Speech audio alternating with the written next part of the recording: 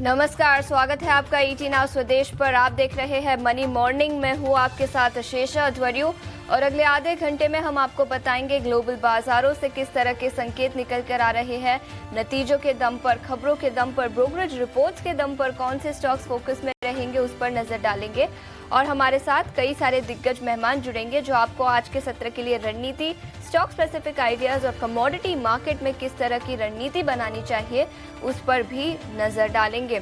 लेकिन सबसे पहले ग्लोबल बाजारों के संकेत की ओर नजर डालें तो याद रखें गिफ्ट निफ्टी से कमजोर ओपनिंग के संकेत आज सुबह निकलकर आ रहे हैं। करीब 35 अंकों की गिरावट के साथ गिफ्ट निफ्टी 22,960 के आसपास कारोबार करता हुआ, तो गिफ्ट निफ्टी से कमजोर ओपनिंग के संकेत भारतीय बाजारों के लिए निकल कर आ रहे हैं। लेकिन अमेरिकी बाजारों की बात करें तो ये भी मिले जुले ही बंद हुए थे शुक्रवार के सत्र में और एशियाई बाजारों से भी संकेत आज सुबह मिले जुले ही है। जापानीज मार्केट में कमजोरी है, कॉस्पी में हल्की सी तेजी दिखी है, लेकिन हैंगसेंग मार्केट 1% से ज्यादा की तेजी के साथ कारोबार करता हुआ नजर आ रहा है। अभिषेक अब हमारे साथ जुड़ चुके हैं। अभिषेक, ग्लोबल क्यूज की तो बात करेंगे ही, लेकिन उसके पहले आज सुबह दिल्ली एनसीआर रीजन में भूकंप के झटके महसूस किए गए। आप बताएं, क्या आपको भी कुछ महसूस हुआ और उसके बाद ग्लोबल बाजारों से किस तरह के संकेत निकल कर आ रहे हैं उसके बारे में भी बताएं।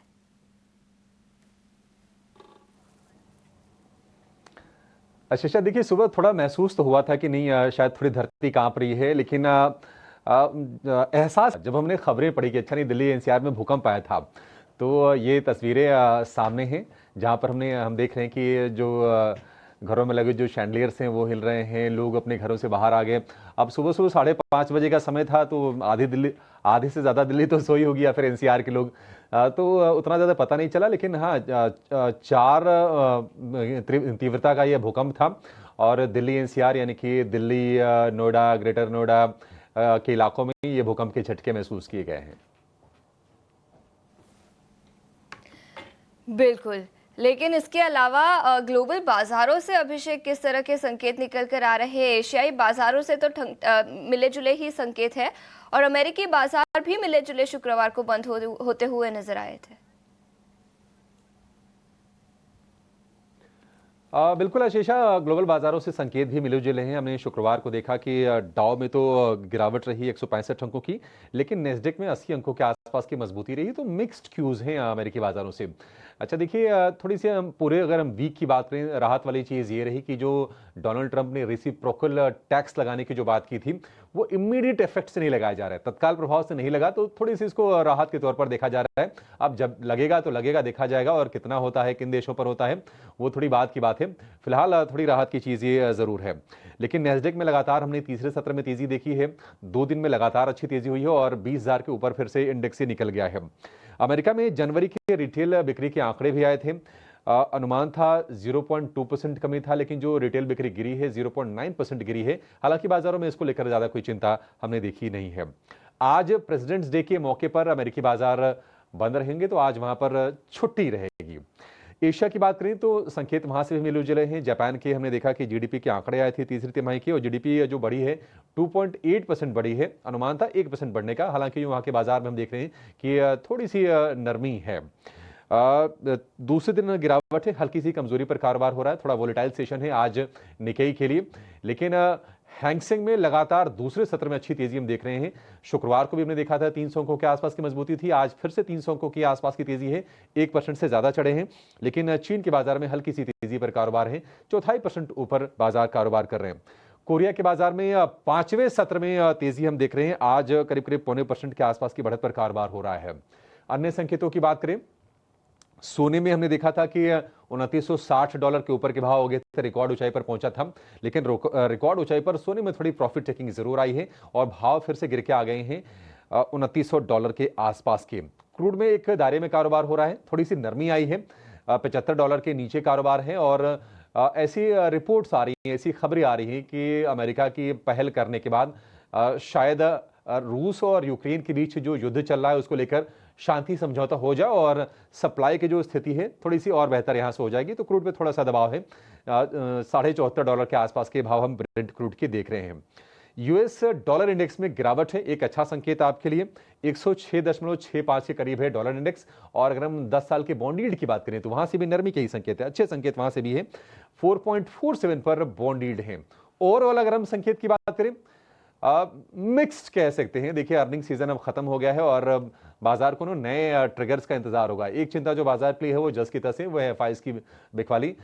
तमाम ट्रिगर्स एग्जॉस्ट हो गए, लेकिन वो जस की तस है। हमने शुक्रवार के सत्र में भी बिकवाली ही देखी एफआईज की तरफ से। गिफ्ट निफ्टी संकेत दे रहा है हल्की सी गिरावट पर खुलने की। तो पिछले हफ्ते मतलब लगातार 8 सत्र की गिरावट बाजार में हो चली है। देखते हैं कि ये नरमी पर अगर बाजार खुलते हैं तो क्या उसके बाद फॉलो बाइंग आती है या नहीं आती है। ज्यादा कुछ रीड करने को लेकर नहीं है ग्लोबल बाजारों से।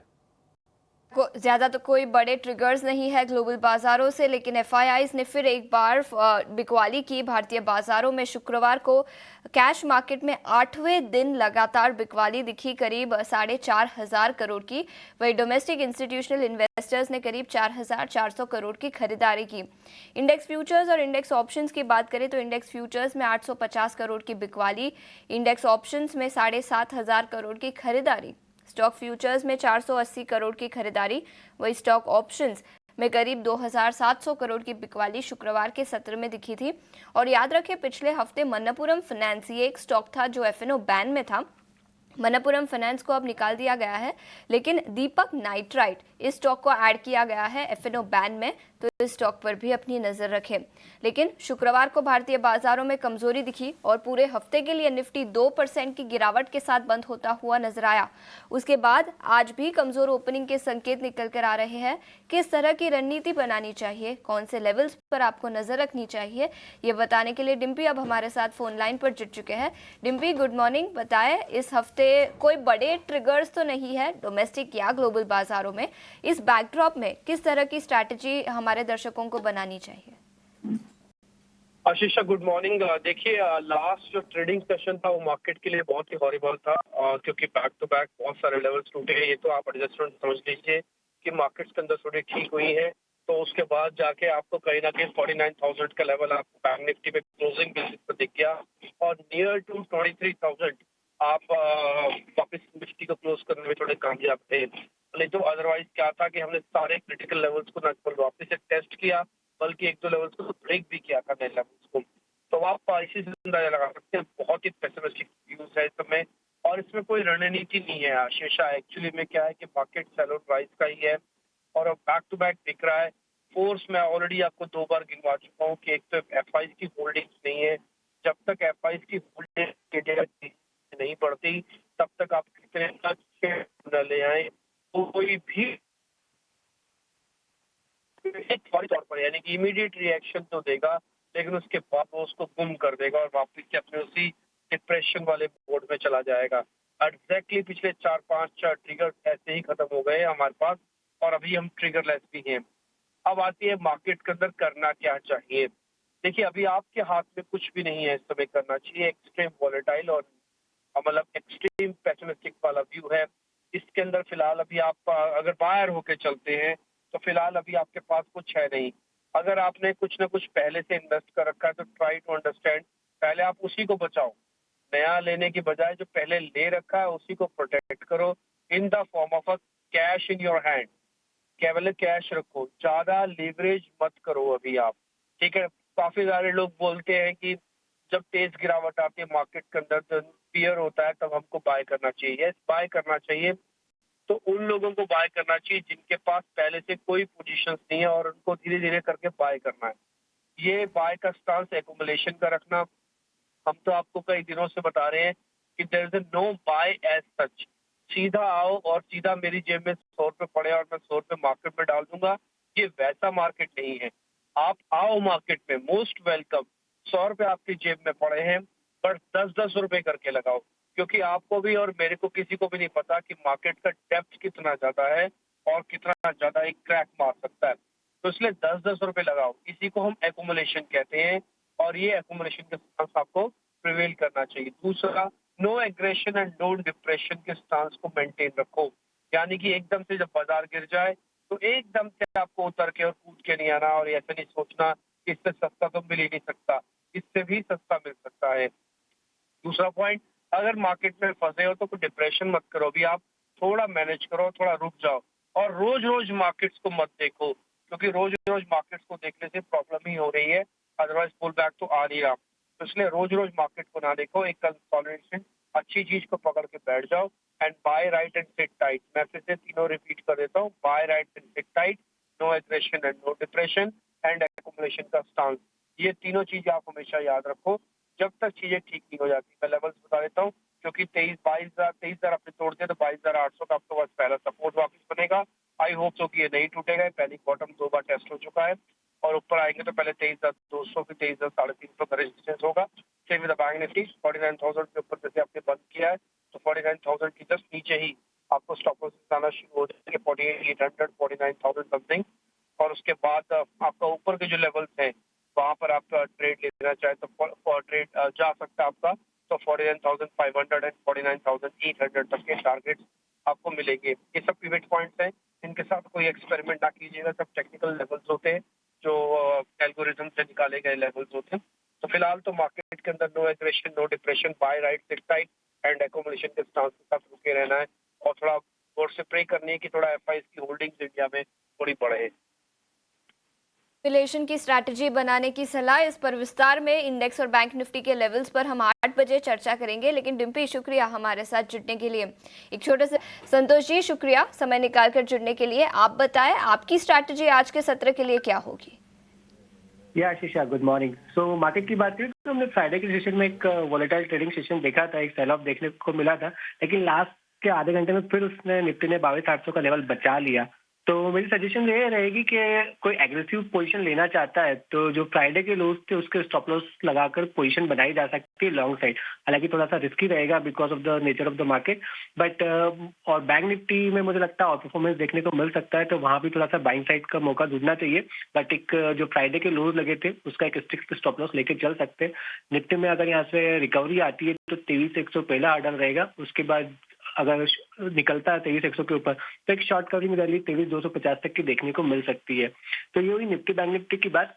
स्टॉक की बात करें तो मुझे लगता है कि पिछले हम 2-3 दिनों से देखें तो चाइनीज मार्केट में एक रैली देखने को मिल रही है और मेटल स्टॉक्स में थोड़ी स्ट्रेंथ है। तो हिंडाल्को में मुझे स्ट्रेंथ नजर आ रही है, यहाँ पर खरीदारी की जा सकती है। यहाँ 625 का टारगेट रहेगा, 599 का स्टॉप लॉस रहेगा।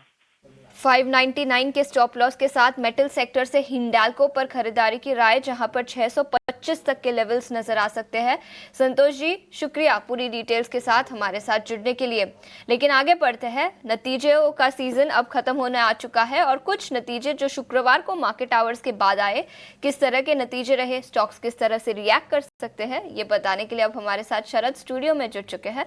शरद, गुड मॉर्निंग। बताएं कई बैंकिंग कंपनियों के नतीजे आते हुए नजर जी बिल्कुल, बैंकिंग कंपनी के जो एंड हो रहे हैं नतीजे, और ऑफ कोर्स देखा जाए तो ये बैंकिंग क्वार्टर जो था बहुत वीक था, एमएफआई का स्ट्रेस आया था, स्लिपेजेस बढ़े थे। लेकिन हम अब अर्निंग सीजन को ख़त्म करते हैं, ऑलमोस्ट कह सकते हैं। मिड कैप स्मॉल कैप के कुछ नाम हैं, उनको मैं रिपीट करता हूँ। उत्कर्ष स्मॉल फाइनेंस बैंक की बात करें तो यहाँ पे कमज़ोर नतीजे देखने मिले हैं। यहाँ पे देखें तो नेट इंटरेस्ट इनकम भी नेगेटिव है और जो लॉस है देखिए पहली बार जो लास्ट क्वार्टर में देखे थे वहाँ पे मुनाफा था और यहाँ पे देखिए घाटा आ चुका है लगभग 240 करोड़ का। और एसेट क्वालिटी भी पूरी तरह जो है सीक्वेंशियली ख़राब आई है। जीएनपी भी ख़राब आया है, एनएनपी भी ख़राब है और बुरी तरह ख़राब आया है। तो स्टॉक में नेगेटिव रिएक्शन ज़रूर देखने मिल सकता है। आरबीएनएल की बात करें तो यहाँ पे जो है ओवरऑल रेवेन्यू 35% ज़रूर बढ़ा है और कंपनी भी देखा जाए तो घाटे से मुनाफे में आ गई है। एबिडा में भी ले लीजिए और आपका प्रॉफिट में भी ले लीजिए, तो ये तो एक बड़ा न्यूज़ है आरबीएनएल के लिए, तो इस पर नज़र रखिएगा। ग्लेनमार्क फार्मा के भी जो नतीजे बात करें तो यहाँ पे स्ट्रॉन्ग सेट ऑफ नंबर्स आए हैं, कंपनी घाटे से मुनाफे में आई है। तो आरबीएनएल और ग्लेनमार्क फार्मा दोनों पे ही नज़र रखिएगा और दमदार नतीजे जो है इन दोनों स्टॉक्स में देखने मिले हैं। अब खबरों वाले शेयर्स पे बात कर लेते हैं क्योंकि सिर्फ 3 ही अर्निंग्स था जिसपे हमारी नज़र थी। एलेम्बिक फार्मा, यहाँ पे EIR उनको मिला है, यूएस FDA द्वारा वॉलंटरी एक्शन इनिशिएटेड है उनके वडोदरा के फॉर्मुलेशन प्लांट पे, नेट पॉजिटिव इम्पैक्ट है। जाइडस लाइफ साइंस की यूएस FDA इंस्पेक्शन कंप्लीट हुई और कोई ऑब्जर्वेशन नहीं आया है उनके अंबरनाथ जो कि महाराष्ट्र में उनकी एक प्लांट है, तो नेट ये भी पॉजिटिव है। M&M की बात करें तो इस पर नज़र रखिएगा। महिंद्रा इलेक्ट्रिक ओरिजिन की जो SUVs है उनकी बुकिंग वैल्यू लगभग 8,500 करोड़ टच कर गई है, माने पहले दिन में ही 30,000 से ज़्यादा की बुकिंग्स आई है, तो M&M पे नज़र ज़रूर रखिएगा। BHEL को भी जो है बड़ा लेटर ऑफ इंटेंट आया है लगभग 6,700 करोड़ रुपए का, तो इस पे भी जो है नज़र रहेगी। और ये सिंगानेरी कॉलोनरीज करके कंपनी है, वहाँ से देखने मिल रही है। और आखिर में राइट्स भी नज़र में रखिएगा, 460 करोड़ का इनको ऑर्डर एनएलसी इंडिया से आया है। तो ऑर्डर स्पेसिफिक न्यूज़ फ्लोज अब थोड़ी देखने मिल रही है। फार्मा स्पेस में भी जो है चहल चल रहा है। और याद रखिए जो टैरिफ्स का इम्पैक्ट आ सकता है फार्मा में, उसको भी लेके बाजार में थोड़ी चिंता देखने मिली है। बट याद रखिए कि जो जेनरिक्स होती है दवाई यूएस में, उनकी खुद की हेल्थ केयर सिस्टम को ही जो है कम किया जाता है कॉस्टिंग। तो एक्सपर्ट्स का मानना है कि ज़्यादा बड़ा इम्पैक्ट उतना नहीं आ सकता है। तो ये अहम स्टॉक्स है जिस पे आपको नज़र होनी चाहिए। आज यहाँ पे एक्शन देखने मिल सकता है। बट हाँ, न्यूज़ फ्लो थोड़ा कम हो चुका है क्योंकि अब अर्निंग सीजन भी खत्म हो गई है। ऑर्डर इनफ्लोज के दम पर BHEL राइट्स, इसके अलावा ऑर्डर बुकिंग्स की खबर निकल कर आई है M&M के नए कार पर, जिसके चलते कई सारे स्टॉक्स पर आज एक्शन दिखेगा। शरद, शुक्रिया पूरी डिटेल्स के साथ हमारे साथ जुड़ने के लिए। लेकिन कई सारी ब्रोकरेज रिपोर्ट्स भी आज सुबह से निकल कर आई है, कहां पर अपग्रेड्स और डाउनग्रेड्स देखने को मिले हैं। पूरी डिटेल्स के साथ अब हमारे साथ रविंदर जुड़ चुके हैं। रविंदर, गुड मॉर्निंग, बताएं। जी, तो सबसे पहले हम शुरुआत करेंगे ICICI बैंक से, जहाँ पर सिटी ने नोट निकाली है बैंक पर और उन्होंने मेंटेन रखा है बाय रेटिंग और टारगेट प्राइस 1600 का रखा है, जहाँ पे उनका कहना है कि बैंक का फोकस है प्रॉफिटेबल रिस्क एडजस्टेड ग्रोथ और ग्रेजुअल एक्सपांशन इन अनसिक्योर्ड लेंडिंग। और जो होम लोन्स का जो इंटरेस्ट रेट है वो एडजस्ट हो सकता है अगले कुछ क्वार्टर्स में। और सिटी का मानना है कि अभी तक कोई अनयूजुअल जो है स्ट्रेस नहीं दिख रहा है बैंक के कोई भी सेगमेंट में। अगला जो स्टॉक फोकस में रह सकता है PI इंडस्ट्री, जहाँ पर सिटी ने मेंटेन रखा है बाय रेटिंग और टारगेट प्राइस जो 4,400 का रखा है, जहाँ पे उनका कहना है कि company single digit growth deliver कर सकती है एग्रोकेमिकल एक्सपोर्ट बिजनेस में। और ग्लोबल डीस्टॉकिंग जो ऑलमोस्ट कंप्लीट हो चुकी है, जो बूस्ट करेगा डिमांड में। कंपनी जो है 3 नए लॉन्ग टर्म रेवेन्यू वाले प्रोजेक्ट पर वर्क कर रही है फार्मा CDRMO सेगमेंट में। इसी के साथ साथ इंडस टावर भी आज फोकस में रह सकता है, जहाँ पर सिटी ने मेंटेन रखा है buy rating and target price जो है 490 का रखा है, जहाँ पर उनका कहना है कि कंपनी का जो ग्रोथ आउटलुक है अगले 1 से 2 साल के लिए वो पॉजिटिव है, जो कि ड्रिवन है नए roll out by Vodafone idea और भारती एयरटेल। और जो FY26 का टेनेंसी ग्रोथ है वो 15% हो सकता है post acquisition of 16K towers में। आखिर में बात करेंगे IGL की, जहाँ पर सिटी ने मेंटेन रखा है बाय रेटिंग और टारगेट प्राइस 250 का रखा है, जहाँ पे उन्होंने कहा है कि कंपनी का जो वॉल्यूम और मार्जिन ट्रेंड है वो अनचेंज है। और जो CNG प्राइस जो है दिल्ली में एक्सपेक्टेड है कि बढ़ सकती है कमिंग वीक्स में। ठीक है, तो गैस सेक्टर से IGL यानी इंद्रप्रस्थ गैस पर सिटी की रिपोर्ट, खरीदारी की राय 250 रुपए प्रति शेयर का लक्ष्य। इसके अलावा ICICI बैंक पर भी सिटी की रिपोर्ट है, खरीदारी की राय 1600 रुपए प्रति शेयर का लक्ष्य यहाँ पर दिया गया है। PI industries, Indus tower, Amber enterprises, Samvardhana, Motherson, ये कुछ और स्टॉक्स होंगे जो ब्रोकरेज रिपोर्ट्स के दम पर आज फोकस में रहेंगे। लेकिन कमोडिटी मार्केट पर नजर डालते हैं और यहाँ पर रणनीति बताने के लिए अब हमारे साथ रवि दियोरा जी जुड़ चुके हैं। रवि जी, शुक्रिया समय निकालकर जुड़ने के लिए। और सबसे पहले प्रेशियस मेटल्स की बात करेंगे। सोने चांदी में आज हल्की सी तेजी आज सुबह दिखी है। स्पॉट गोल्ड करीब $2,890 पर आउंस के आसपास कारोबार करता हुआ। सोने और चांदी पर आपकी क्या रणनीति होगी? Good morning. डेफिनेटली आज गोल्ड थोड़ा एक फ्लैट टू पॉजिटिव टेरिटरी में कारोबार कर रहा है, हालांकि सिल्वर में थोड़ा हायर लेवल से प्रॉफिट बुकिंग जारी है। लास्ट ट्रेडिंग सेशन में गोल्ड सिल्वर में काफी बड़ा डिफरेंशियल था, गोल्ड 2.5% डाउन था, वहीं सिल्वर में कोई ज्यादा करेक्शन नहीं था। तो आई थिंक ये आर्बिट्रेज है, इससे लग रहा है कि थोड़ा सिल्वर में सेलिंग की अपॉर्चुनिटी ढूंढनी चाहिए। 95,700 पे सिल्वर के मार्च फ्यूचर सेल करे, स्टॉप लॉस लगा है 96,120, टारगेट वुड बी 94,800। क्या तो चांदी पर बिकवाली की राय। लेकिन इसके अलावा कच्चे तेल की बात करें तो चौथे दिन लगातार ग्लोबल मार्केट्स में यहां पर बिकवाली दिखी है।